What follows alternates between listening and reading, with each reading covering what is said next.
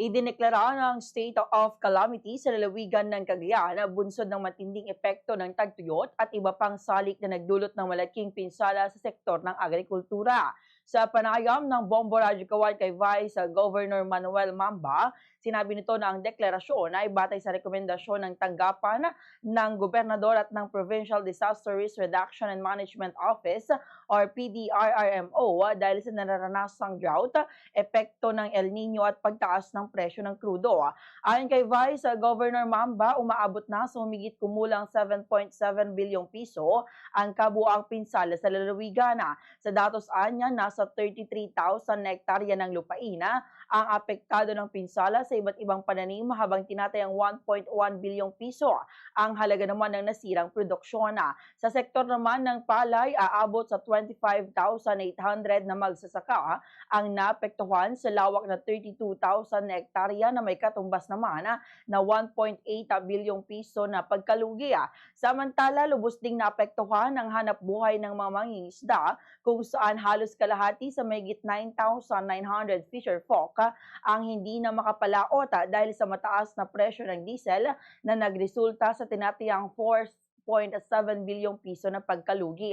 Ipinaliwanag pa ng Vice-Gobernador na naapektuhan ng produksyon dahil sa hindi maayos na panahon mula sa sobrang ulan noong mga nakaraang buwan na pumigil sa pagtatanim hanggang sa kakulangan naman ng ulan na nakakaapekto sa paglaki ng pananima. Dagdag pa rito, limitado rin ang mga irigasyon sa ilang lugar habang ang iba naman ay nasira pa dahilan upang mas lumala ang sitwasyon ng mga magsasaka.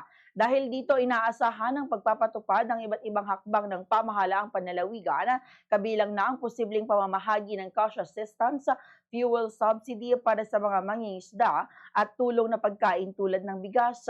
Umaapela rin ang lokal na pamahalaan ng Cagayan sa tulong ng pambansang pamahalaan habang hinihikayat naman ng mga bayan na gamitin ang kanilang calamity funds upang agarang matugunan ang pangangailangan ng mga apektadong residente.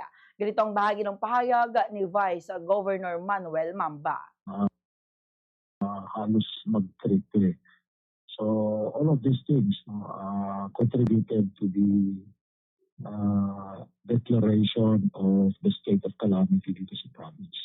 Well, as far as reported dito, as far as area sa corn na na-damage partially or sometimes totally ito, about 23,000 hectares.